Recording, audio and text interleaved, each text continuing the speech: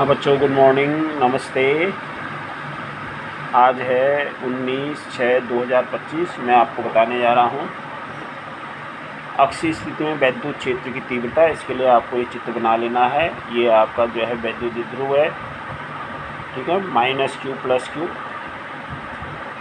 ठीक है।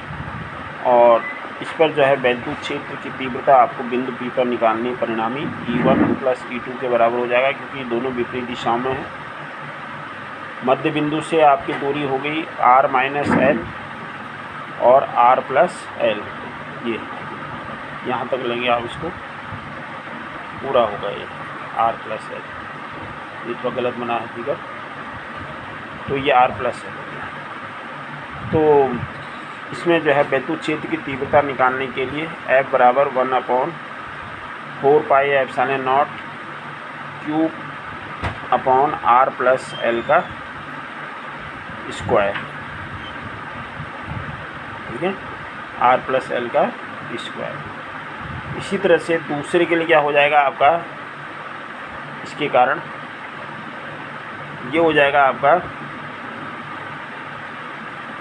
E2 बराबर हो जाएगा आपका 1/4πε0 Q/r - l का स्क्वायर। अब चूंकि इसकी तीव्रता की दिशा भी आपको इसमें कंसिडर करनी पड़ेगी, तो ये चूंकि विपरीत दिशाओं में है, तो इसलिए E बराबर हो जाएगा आपका E1 - E2, ठीक है। तो ये हो गया आपका 1/4πε0 Q/r - l का होल स्क्वायर, माइनस हो जाएगा 1/4πε0 Q/r + l का होल स्क्वायर। तो ये हो गया आपका Q भी बाहर ले लीजिए, 4πε0 1/r - l का whole square minus 1/r + l का होल स्क्वायर। तो ये हो गया आपका r + l का होल स्क्वायर हो जाएगा यहाँ पे, माइनस r - l का होल स्क्वायर हो जाएगा। इसको आप स्क्वायर कर लीजिए, नीचे आ जाएगा आपका r - l है और r + l। इसको लिख सकते हैं आप r² - l² का होल स्क्वायर हो जाएगा, क्योंकि a - b और a + b क्या होता है, a² - b² होता है। इसको आपने ओपन कर दिया तो r² + l² + 2rl हो गया, माइनस पूरे को बड़े कोष्ठ में डाल देंगे r² + l² और + 2rl, ठीक है। प्लस नहीं, ये बल्कि माइनस होना चाहिए, क्या होना चाहिए, माइनस होना चाहिए। तो ये आ जाएगा आपका r² + l² कट गया, तो माइनस प्लस हो जाएगा। तो Q/4πε0 4rl होगा r² - l²। ये हमने लिखा है यहाँ, 4rl r² - l² का होल स्क्वायर, ठीक है। तो ये हो गया आपका परिणामी तीव्रता E = 1/4πε0। अब 4rl को हमने लिख दिया है, Q × 2l एक साथ ले लिया और इंटू लिख दिया आपने 2r, ठीक है ना। Q × 2l साथ ले लिया और 2r अलग लिख दिया, वही आ गया ऊपर वाला। तो ये हो गया r² - l²। तो Q × 2l क्या हो गया आपका, ये हो गया P। तो यहाँ से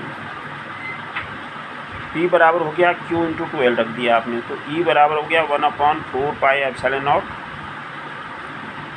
P × 2r, P इंटू क्या हो गया आपका 2r r² - l² का होल स्क्वायर।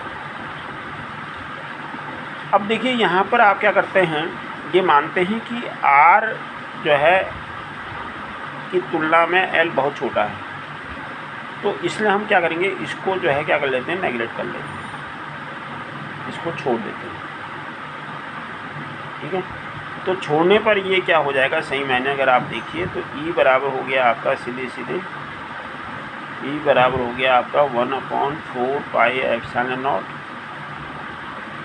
ठीक है, और पी तो वाई हुआ मल्टीप्लाइड बाई 2r हो गया, अपॉन नीचे हो जाएगा आपका सीधे r स्क्वायर का होल स्क्वायर, r स्क्वायर का क्या हो जाएगा होल स्क्वायर, तुमने l स्क्वायर को छोड़ दिया तो r की घात हो गई 4, तो 1 बच गई, तो ये आ गया आपका 1/4 पाई एप्सिलॉन नॉट,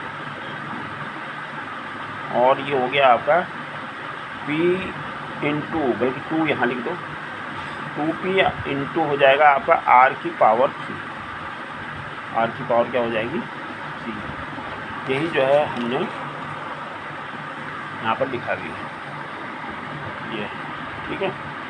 तो 2p अपॉन r की पावर 3, तो e परिणामी हो गया आपका 1/4 pi epsilon not 2p upon r,